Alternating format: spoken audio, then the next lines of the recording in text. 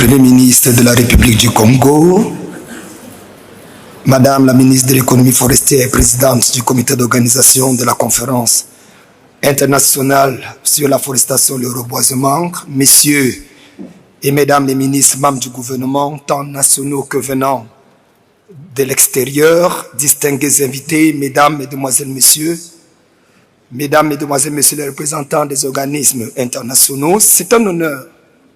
C'est un honneur pour nous, en tant que commandant pour la zone Afrique de la CONAS-Chapelaine, de prendre la parole en quelques minutes pour saluer le travail et la vision remarquable du SIA par le leadership de son Excellence le Président de la République du Congo et implémenté par Madame la Ministre de l'économie forestière sur la supervision, bien sûr, du Premier ministre ici présent.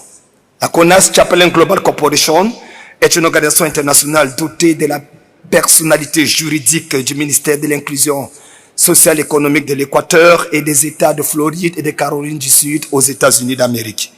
Nous sommes enregistrés comme agence humanitaire NFO dans le système économique et social des Nations Unies avec le profil UN Code ECOSOC 67703 et UN Global Impact 140936. Vous comprenez donc qu'en tant qu'une agence de renseignement humanitaire et de conformité aux lois mondiales, vous êtes d'accord avec moi que les problèmes environnementaux, surtout ceux liés à la forestation et au reboisement, sont pour nous des sujets dont l'impératif catégorique n'est plus à démontrer. Nous sommes ici dans la salle venus de plus de 10 pays d'Afrique et d'Europe. Nous avons des gens qui viennent de Côte d'Ivoire, du Gabon, du Rwanda, du Tchad, du Cameroun, de la Belgique, et j'en passe. Invités bien sûr par Madame la Ministre, afin de participer à ce moment historique. En tant qu'aumônier, homme d'église et juge de paix, nous croyons que l'urgence climatique et la question de la déforestation sont d'abord toute une question de justice sociale. Car, comme le disait Khalil Gibran, quand il affirmait, les arbres sont des poèmes que la terre écrit au ciel. Cependant, malgré la puissance sensibilisatrice et communicationnelle des organismes internationaux et le nombre de plus en plus croissant des programmes écologistes, l'influence et l'impact des agents et activités environnementaux dans le monde restent mitigés, à la limite inexistants, dans la sphère décisionnaire de notre société. Beaucoup de citoyens, d'ailleurs, ne voient pas les dangers de la déforestation et l'importance du reboisement dans la réalité sociale et sociétale de nos nations. Pourtant, les plus grands enjeux de la survie de l'espèce humaine tournent autour des questions liées à notre écosystème. C'est indéniable, la protection des forêts est devenue un enjeu mondial majeur. Aujourd'hui, malheureusement, nous avons élevé un leadership réactionnaire et non visionnaire, passif et non actif, fataliste au lieu d'être porteuse de vie, au point où le roi Charles d'Angleterre dira « Les forêts sont le système de climatisation du monde, les poumons de la planète et nous sommes en train de l'éteindre. » Bien sûr, d'après les statistiques, 70% des activités agricoles, 10% de l'expansion urbaine, 10% du développement des infrastructures et 7% de l'exploitation minière sont à l'origine de ce que nous vivons et subissons aujourd'hui. Francis Bacon, qui disait que la connaissance est le pouvoir, dira également « On ne triomphe de la nature qu'en lui obéissant ». C'était pour la raison pour laquelle nous sommes ici. Oui, malheureusement, au lieu de l'obéir, on la détruit. Au lieu de la protéger, on la vandalise. Au lieu que chacun de nous sortant d'ici avec la détermination d'aller planter un arbre dans son pays, on sort parfois plutôt avec des selfies autour des personnalités et le privilège d'avoir passé du bon temps dans ce somptueux hôtel qui rehausse encore l'image de ce merveilleux pays qu'est le Congo. En forme de conférenciers, non des activistes sur le terrain, leur politique est tout simplement de retarder la fatalité sans pouvoir, par un sursaut de foi et de résilience, la transformer en félicité. John Fitzgerald Kennedy dira « Les problèmes du monde ne peuvent être résolus par des sceptiques ou des cyniques dont les horizons se limitent aux réalités évidentes. Nous avons besoin d'hommes capables d'imaginer ce qui n'a jamais existé. » Arrêtons de condamner plutôt que d'expliquer, de discuter plus que d'agir.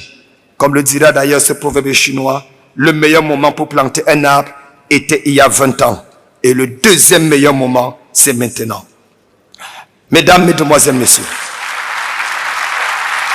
On est devenu plus fanatique que véridique. On n'a plus simplement mis le cœur à l'entrée de la salle de conférence avant d'écouter les différents intervenants, mais on a oublié de récupérer notre cœur à la sortie afin de ne pas nous sentir redevables aux générations présentes et futures. Mahatma Gandhi va dire, ce que nous faisons en forêt du monde n'est que le reflet de ce que nous faisons à nous-mêmes et aux gens autour de nous.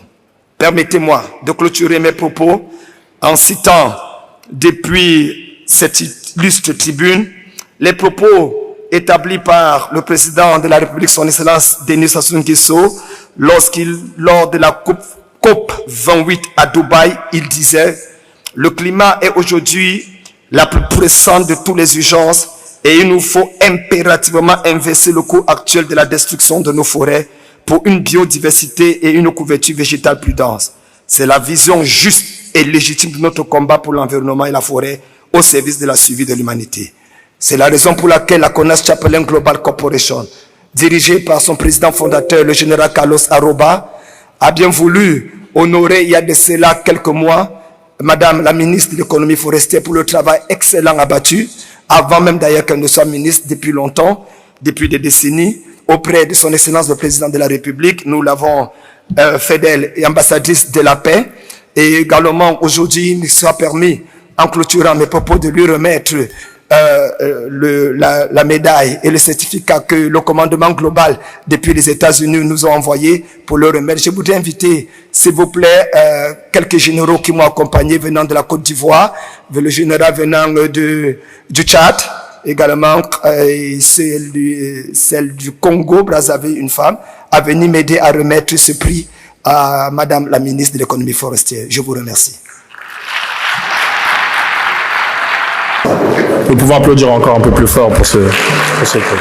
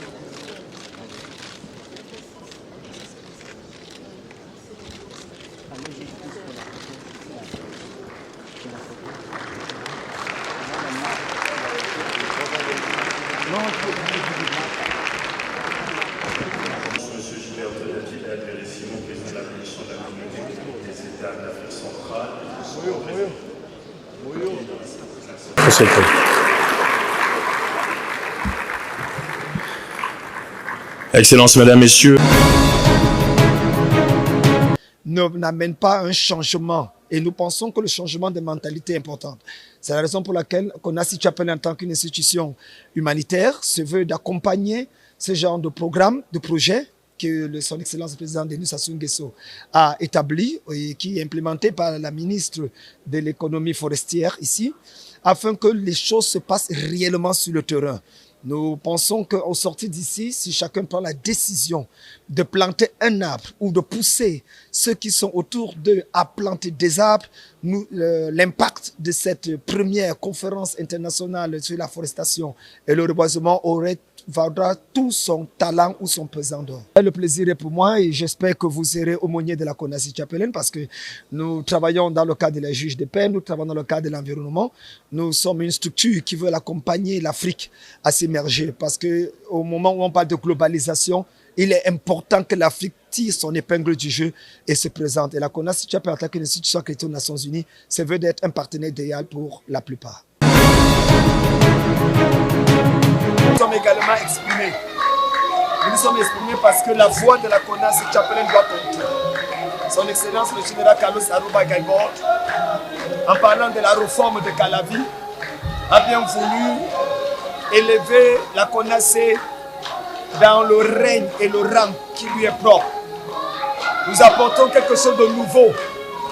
Nous apportons au-delà de l'expertise que nous avons, du potentiel humain que nous avons, nous apportons de l'éthique et nous apportons la dimension Dieu. dans ce que nous faisons comme approche de développement et d'assistance. L'élément Dieu est un facteur que malheureusement plusieurs ont négligé. Et à cause de cette négligence, nous nous battons pour pouvoir gérer une nature qui nous dépasse. Pourtant, si nous mettons Dieu, créateur de la nature, à l'intérieur, nous serons capables de vivre en harmonie avec cette nature et ressortir le meilleur du potentiel que Dieu nous a donné. Nous allons tout à l'heure aller manger et après le repas, nous avons notre rassemblement dans l'après-midi vers 17h-18h dans la salle que nous sommes tenus hier. Il s'agira pour nous de faire un bilan et de regarder ce que nous avons été capables de faire en cette journée et planifier la journée de demain qui se veut être la dernière grande journée.